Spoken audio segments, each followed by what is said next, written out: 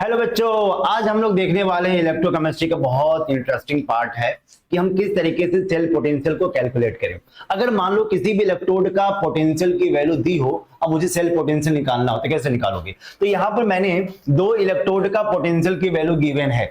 अगर जिसकी value minimum होती है वो किसकी तरह बिहेव करता है, एनोड की तरह बिहेव करता है। जिसकी वैल्यू ज्यादा होगी वो किसकी तरह बिहेव करेगा, कैथोड की तरह बिहेव करेगा। अब मुझे निकालना क्या है, सेल पोटेंशियल। तो सेल पोटेंशियल का फार्मूला क्या होता है, ई कैथोड माइनस ई एनोड। अब कैथोड की वैल्यू यहां पर क्या गिवन है, 0.80। चूंकि नेगेटिव है तो नेगेटिव नेगेटिव क्या हो जाएगा, पॉजिटिव हो जाएगा, और दोनों को ऐड करोगे तो 1.24 वोल्ट का फॉर्मेशन होगा। अगर मान लो इसी इलेक्ट्रॉन पोटेंशियल का मुझे रिप्रेजेंटेशन करना हो तो हमेशा एनोड को पहले राइट करते हैं, कैथोड को बाद में राइट करते हैं। तो यहाँ पे एनोड क्या हमारा आयरन है, तो आयरन हमारा क्या हो गया, एक इलेक्ट्रोड हो गया। इलेक्ट्रोड को हम पहला लाइन से लिखते हैं और हमारा आयरन का यहाँ पर क्या सॉल्यूशन है। इसके बाद हम लोग क्या लगाते हैं, सॉल्ट ब्रिज यूज करते हैं। सॉल्ट ब्रिज के बाद क्या यूज होगा, कैथोड। कैथोड में सिल्वर का इलेक्ट्रोलाइट आएगा, देन हमारा सिल्वर का इलेक्ट्रोड का फॉर्मेशन इस तरीके से किया जाता है। अगर मान लो आपसे पूछा जाए वाटर इलेक्ट्रोकेमिकल सीरीज, तो हमारे जो मेटल के जो इलेक्ट्रोड हैं इनके इलेक्ट्रोड पोटेंशियल को अगर सीरीज के फॉर्म में अरेंज कर दूं तो उसी को क्या बोला जाता है, इलेक्ट्रोकेमिकल सीरीज। और इलेक्ट्रोकेमिकल सीरीज से हम लोग क्या निकालते हैं